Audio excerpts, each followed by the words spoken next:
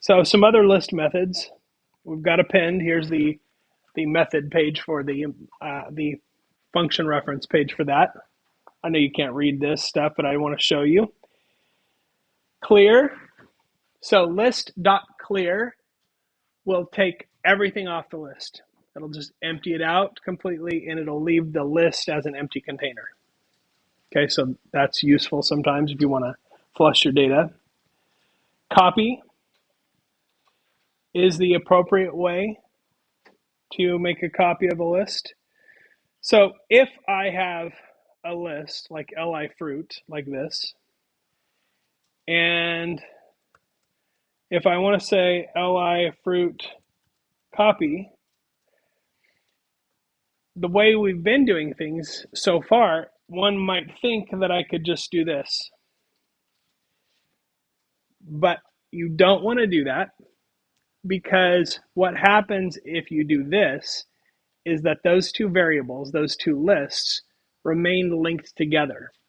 So if you do something to one, it does it to the other, because it's actually making a reference to that other list. If I want to have an independent copy that I could do stuff to, I would do it this way. I would use the list.copy method. It doesn't take any parameters, and it allows me to create a separate independent copy of the list. So, yeah. So if I just do this to make a copy of the list, it will make a copy of it, but they remain connected. It's kind of like conjoined twins, right? Like what happens to one sometimes affects the other. Like they're not completely separate. And so it's not a separate copy, it's a linked copy. And so if you do something to the copy, it affects the original. So a lot of people make that mistake, and then they start messing with the original, and they're sad about that because it doesn't do what they want. So you want to make a copy of it that's completely separate.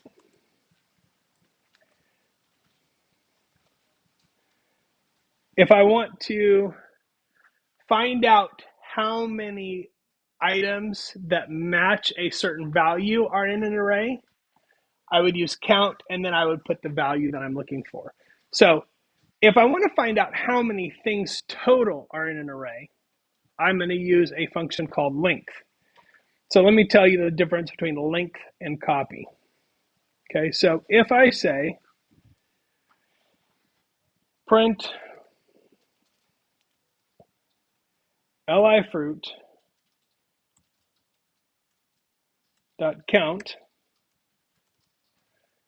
and I say apple, it will print 1 because there's one apple in there. There's one match. If I happen to have a list where I have another apple in there, then it will tell me that there are 2 instances of that, or 2 matches. Now, if I search for something that is a part of those words, what you'll notice is that it won't find it. It's looking for exact matches there when I use search, or count, actually count. So if I wanted to find out just how many things are in one of these arrays, I might print the length of li numbers. So when I print this, this will tell me how many total items there are in this. So if I print that, you can see it says there are 7 items in that list.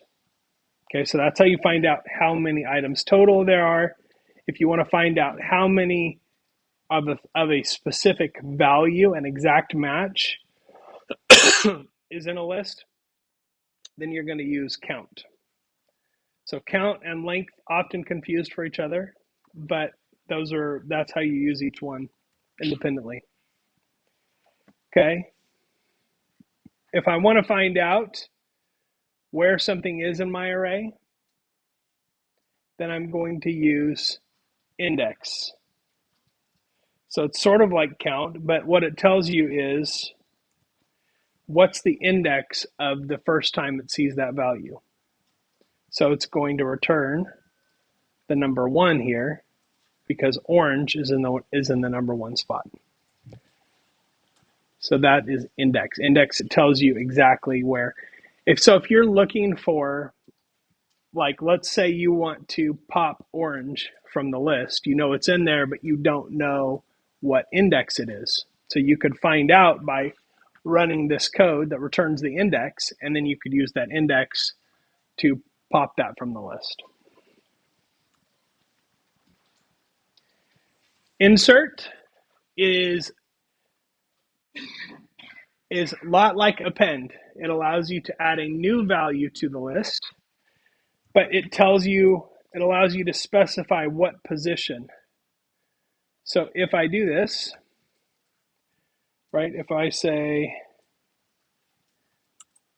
li fruit dot insert, and I'm going to say at index 1, I'm going to put grapes.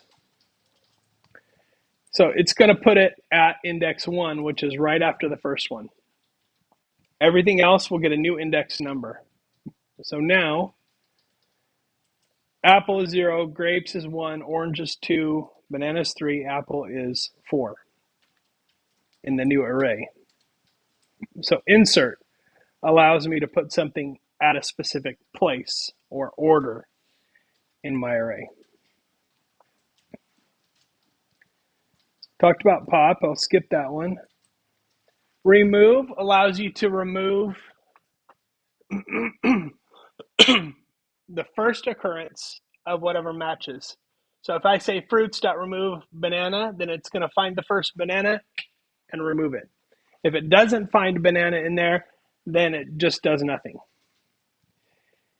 And notice, remember I said string methods don't change the string? A lot of these list methods actually change the original list. So when I'm popping from an original list, it doesn't return the list without it. It actually takes the value off the list, off the original. So think about this. Insert, pop, remove. Those all modify the original list. So you want to keep that in mind because you're actually changing the original data. You're not just returning a copy of it without that value or with the new value added or whatever. You're actually acting on the original list data. I can reverse a list, so I can reverse the order. So if I print this and then I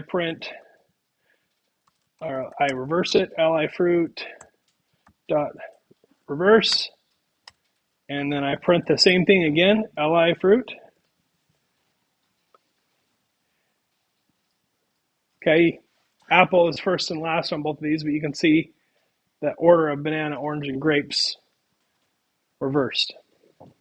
Okay, so I'm actually reverse actually changes the original list.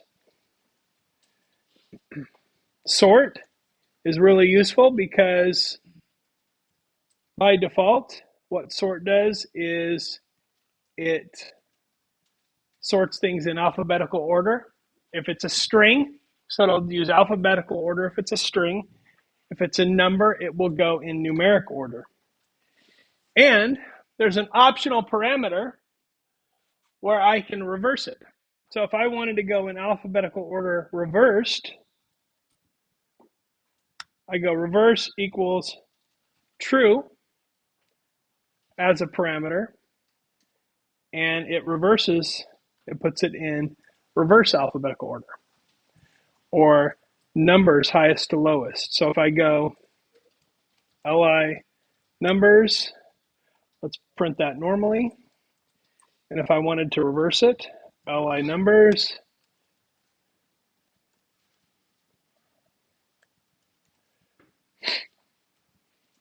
I gotta tell it to sort. There we go. Reverse equals true. And then I print li numbers again. Okay, so there's the first print with them in numerical order, and then I've got them in reverse order here. So that's useful because it allows me to sort. And as you get more advanced with this stuff, here's another example that's more advanced where it actually provides code that will sort strings by the length of the string. So how many characters are in the string as opposed to alphabetical order. So you can sort things based on all kinds of different factors. And you can get fairly advanced with sort, but the simplest way to use it is just to use sort as a way of alphabetizing or putting things in numerical order or reverse of those two things. So 99% of the time, that's how we're using sort, but you can use sort to sort out a list according to some pretty advanced criteria.